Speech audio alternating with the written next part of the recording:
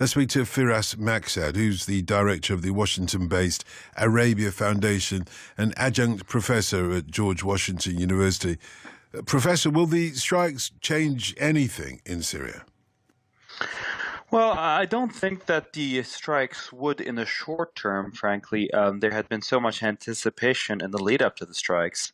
Particularly, there was debate about the possibility of what's termed saturation strikes, i.e. taking out Assad's entire air force, going after command and control centers, military bases, and that didn't happen.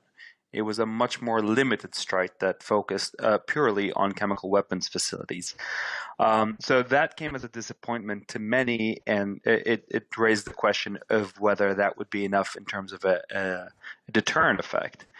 But what's interesting is the suggestion by President Trump and then by his ambassador to the United Nations, Nikki Haley, that should there be a repeat use of chemical weapons, as Ambassador Haley put it, we're locked and loaded. So that notion might perhaps have a greater impact in terms of a deterrent effect. But in terms of the other question about whether it serves generally, this attack on the chemical weapons facilities serves as a deterrent against future use of chemical weapons, would you agree with that? Again, I think the strike itself was much more limited than most anticipated.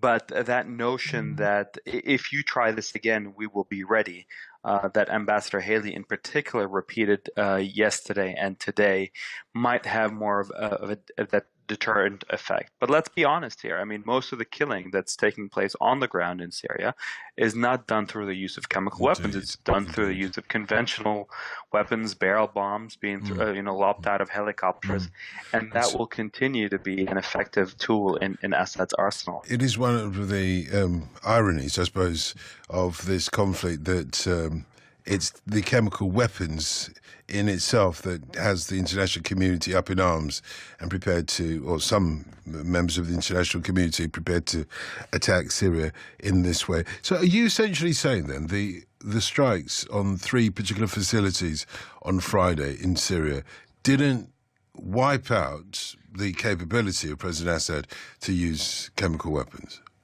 I'm not a chemical weapons expert, but the belief amongst many is that no, it didn't.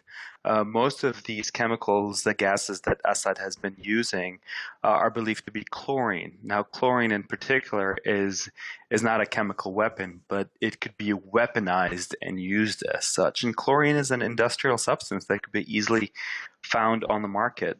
So at least when it comes to chlorine, there's a sense that Assad can continue to produce, weaponize, and use that substance. Sarin, that might be a bit more complex. I don't know if he still has access to that. Can President Assad continue being president? Surely those attacks, the airstrikes on Friday, will have weakened him somewhat. Well, actually, I beg to differ.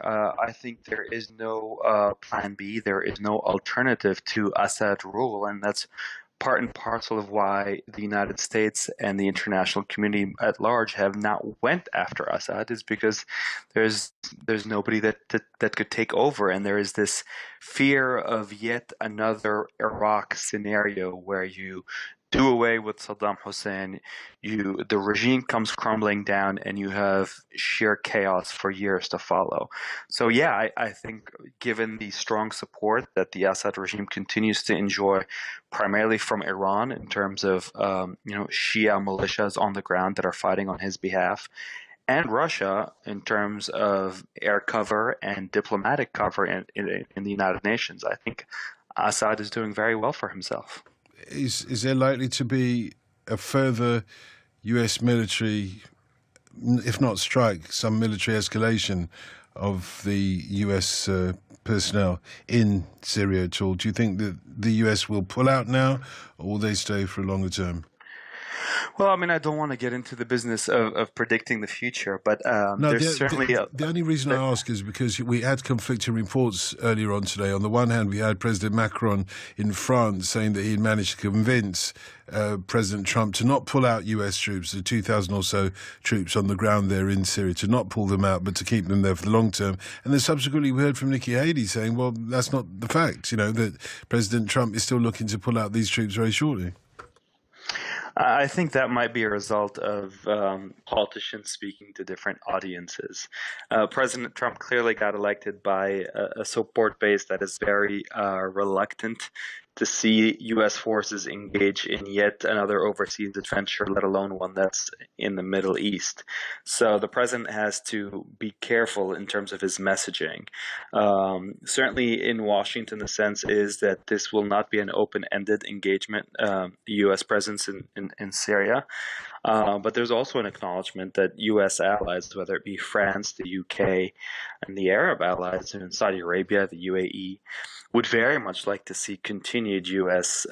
presence, if nominal. We're only talking about 2,000, mostly trainers, special forces operators on the ground in northeastern Syria, to make sure that the fight against ISIS is finished, but also to keep tabs on Iran, a country that is increasingly projecting power into various countries in the Middle East, including Syria. Firas, thank you. Firas Maksad, the director of the Washington-based Arabia Foundation, also adjunct professor at George Washington University.